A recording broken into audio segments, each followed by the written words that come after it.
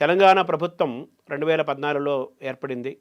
దాదాపు 10 ఏళ్ల తర్వాత 2024 కరెక్ట్‌గా 10 ఏళ్ల తర్వాత తెలంగాణలో కొత్త ప్రభుత్వం కాంగ్రెస్ ప్రభుత్వం వచ్చింది. మనకి రేవంత్ రెడ్డి ప్రభుత్వం. రాగానే వచ్చిన తొలి రోజుల్లోనే మీరు రాసిన తెలంగాణ జాతి గీతాన్ని 'జై జై హే తెలంగాణ జయకేతనం' గీతాన్ని అధికారికంగా ప్రభుత్వం ప్రకటించింది గదా! మీకు ఏమనిపిస్తోంది ఇది విన్న తర్వాత? సోదర ఇక్కడ ఏమనిపిస్తుంది అనేది సంతోషం ఉంటుంది, ఆనందము సంతోషము దుఃఖం 3 త్రివేణి సంగంగా జడేసుకుంటే ఒక అమ్మ జడలో 3 పాయలు ఉంటాయి, మనకు 2 కనబడుతుంటాయి, ఒక పాయ కనబడదు. అలాగనే ప్రకటించినందుకు సంతోషపడాలి, 10 ఏళ్ళు అణచినందుకు దుఃఖపడాలి. లేదు సకలము తెలుసు నాకు అన్నవాడే తెలంగాణను సర్వనాశనము చేశాడు. మరి ఏం తెలియనోళ్ళు తెలంగాణ అంటే ఏమి తెలిసిందా తెలవలేదా అని నాకు ప్రశ్నార్థకంగా ఉన్నది. అయినా వాళ్ళకు కూడా ఒక విన్నపం చేస్తా. నేను దీనికోసము కృతజ్ఞతాపూర్వకమైన 6 నమస్కారాలు చేయాలి. నా భాషలో 6 దండాలు. ఫస్ట్ దండం నా తెలంగాణ మట్టికి, నా తెలంగాణ జాతికి కృతజ్ఞతాపూర్వకమైన దండం పెడుతున్నాను. రెండో దండం నా తెలంగాణ ఉద్యమ కాలానికి దండం పెడుతున్నాను. మూడో దండం ముమ్మూర్తుల శ్రీ శ్రీ కల్వకుంట్ల చంద్రశేఖరరావుకు పెడుతున్నాను. నాలుగో దండం నా ఊరు తెలంగాణ, నా పేరు తెలంగాణ, నా తల్లి తెలంగాణ, తను వెళ్ళ తెలంగాణ, నా మాట తెలంగాణ, నా పాట తెలంగాణ, సయ్యాట తెలంగాణ, సాధించు తెలంగాణని ఫస్ట్ ఇక్కడ ఒక్కొక్కోడు ఒక్కొక్క రీతిగా తర్జనలు భర్జనలు పడుతున్న కాలముల్నే తెలంగాణ సరిహద్దులకు కారిడర్ గీసిన వాడిని. ఈ పాట నాదని కూడా చాలామందికి తెలియదు. అలా నా ఊరు తెలంగాణ అన్న కదా. ఈ నాలుగో దండము నా ఊరు అంటే తెలంగాణ అంటే నా ఊరు బడి బతకాలి. తెలంగాణ అంతా మీ ఊరే, అంతే కదా. నా ఊరు బడి, నా ఊరు బడికి, బడి పిల్లలకు, పంతులమ్మలకు, పంతులకు. నాలుగో దండం. ఐదో దండం నా అమ్మ విముక్తి కోసం, నా రాష్ట్ర సిద్ధి కోసం అశూలు వాసిన అమరత్వానికి, దిగంతాలు తలదిప్పి తెలంగాణ ఉద్యమాన్ని తిలకించేలా చేసిన కంఠాలకు, రాసిన కవిత్వపు గంటాలకు. ఐదో దండం.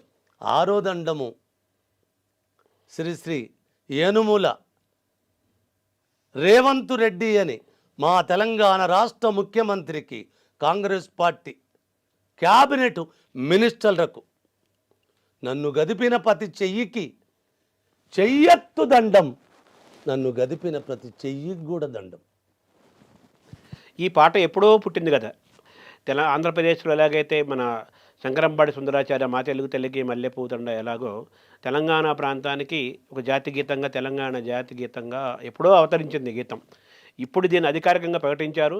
ఇప్పటికే కొన్ని వేల మంది విద్యార్థులు, యువకులు, ఉద్యమకారులు చాలామందికి ఆ పాట వచ్చు. ఇప్పటి నుంచో మారుమవుతున్న పాట అది. ఆ పాట ఎలా పుట్టింది సార్? ఈ పాట పుట్టడానికి బలమైన కారణం ఏంటి అంటే 2002 సెప్టెంబర్ 30 నాడు మా ఇందూరు జిల్లాలో కామారెడ్డి అనే ఒక నగరం ఉంది కదా, కామారెడ్డి అని ఇప్పుడు అది కూడా జిల్లా అయింది అనుకుంటా. ఆ జిల్లాలో కామారెడ్డి గంజిలో దుమ్దాం పురుడు పోసుకున్న నాడు ఏ పాట ముందు పాడాలి అన్నప్పుడు దీని బీజం పడ్డది. అప్పుడు మా అందరికంటే పెద్దవాడు గూడంజన్నతోటి పాడిపిద్దాం. వాడు రసమై బాలకృష్ణ కూడా ఉన్నాడు. ఒక్కరం కాదు, తెలంగాణ అంతా.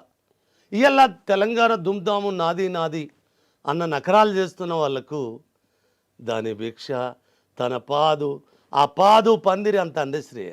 అయినా అది కూడా తప్పే అంటాను. ఉద్యమము లేకపోతే, ఉద్యమ శక్తులు లేకపోతే, ఉద్యమం అనే ఒక ఉవ్వెత్తున లేచిన ఊపిరికి ఉద్దీపన జరగకపోతే ఈ పాట పురుడు పోసుకునేది కాదు, దుమ్దిం అంకురించేది కాదు కదా. అందుకోసం ఏ కీర్తి అయినా తెలంగాణ ఉద్యమానికే దక్కాలి, తెలంగాణ కవులకు దక్కాలి, తెలంగాణ కళాకారులకు దక్కాలి. దాన్ని పాదులై పందిలరై మోసిన ప్రజలకు దక్కాలి. ఆ పాట పుట్టుకకు అక్కడ బీజం పడ్డది 2002లో. 2002 సెప్టెంబర్ 30 నాడు ఆ తదనంతరము ఒక 2 నెలలకు లోపు ఒక పల్లవిని జయ జయ తెలంగాణ జననీ జయకేతనం ముక్కోటి ఇక్కడ నేను కొద్దిగా అదుపు తప్పుతున్నాను, మళ్ళీ ఒకసారి గుర్తు చేస్తాను. అంజన్న నువ్వు తోచిన పాట పాడే. లేదురా నువ్వే పాడరా, ఆయన సత్యలో కనబడు, నువ్వే పాడు, నువ్వు పాడితేనే ఇది బాగుంటుంది, అన్నీ చేస్తున్న వాడివి కదా, అది కూడా నువ్వే చేయరాదంటాడు. లేదే పెద్దోని ఉండగా అట్లా చేస్తారా. ఎంకన్నను కూడా పిలిచినాం, గోరటి ఎంకన్న. ఎందుకంటే వాడికి అలుగులు ములుగులు ఎక్కువ, పాపం మంచోడు, అలుగులు ములుగులు ఎక్కువ కదా. ఏమనుకుంటాడు, అరే బాలకృష్ణ ఎంకన్నను విలువ అంటే అన్న నేను వాడరా, నేను వాడా అని ఎవడికి ఏమరా అనుకునేటోళ్ళమే కదా.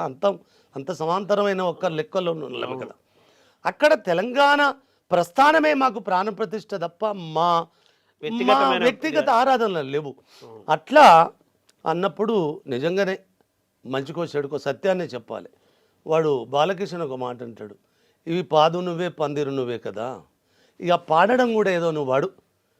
ఏం పాడవాడాలరా ఇది ఏమంటే, నాకు ఓరుగల్లు చరిత్ర మీద, కాకతీయ ఓరుగల్లు సాంస్కృతి సాహిత్యాల మీద ఒక 1200 సంవత్సరాలను 12 నిమిషాలలో రాసిన ఒక చారిత్రకమైన ఒక గేయం ఉంటుంది నాది, ఒక పోయం ఉంటుంది.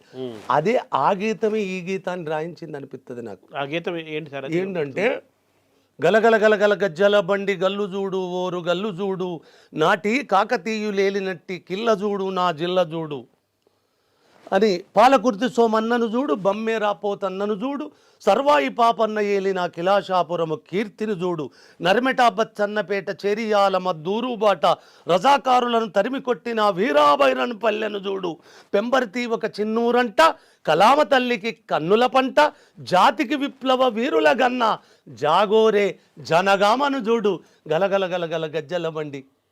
ఇట్లా 1200 సంవత్సరాల చరిత్రను, ఇది కూడా ఒక 10 ఏళ్ళు రాసిన. దాన్ని 10 ఏళ్ళల్లా నాకు సత్యలో కనబడిండో మా శేఖర్ అన్న, యలమంచి శేఖర్ అన్నని, ఈ నగరంలో ఇంత రొమ్మిరిచి నిలబడ్డందుకు ఆయన కారకుడు. ఈ మన ఐ డ్రీము ఈ నేపథ్యంగా ఆయనకు కూడా నేను కృతజ్ఞత చెప్పుకోవాలి. అరే ఇంత గొప్ప గీతానికి శిరస్సు లేదు కదరా అంటాడు. నాకు 2 గీతాలకు శిరస్సు లేదన్న వార్త వచ్చింది.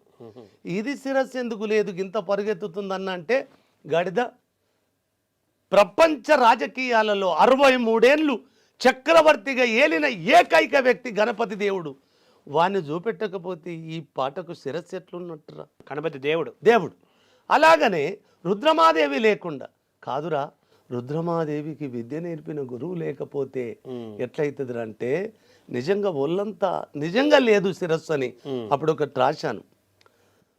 60 ఏళ్ళు చక్రవర్తిగా అల్లదిగో అజరామర కీర్తి పల్లవించనిట శిల్ప సంపదగా ప్రజల గుండెలో గణపతి దేవుడు, గూఢచారులకు అందని గుట్టుగా రుద్రమామ్మను రుద్రదేవుడిగా పెంచి విద్యలను నేర్పిన పెద్ద శిరస్మరణీయుడు శివదేవయ్య, నృత్యరీతులకు నూతనత్వపు నడకలు నేర్పిన నాట్యాచారుడు, పేరుని శివతాండవ సృష్టికర్త పేరు జాయప్ప సేనాని, గలగల గలగల గజ్జల బండి గల్లు చూడు.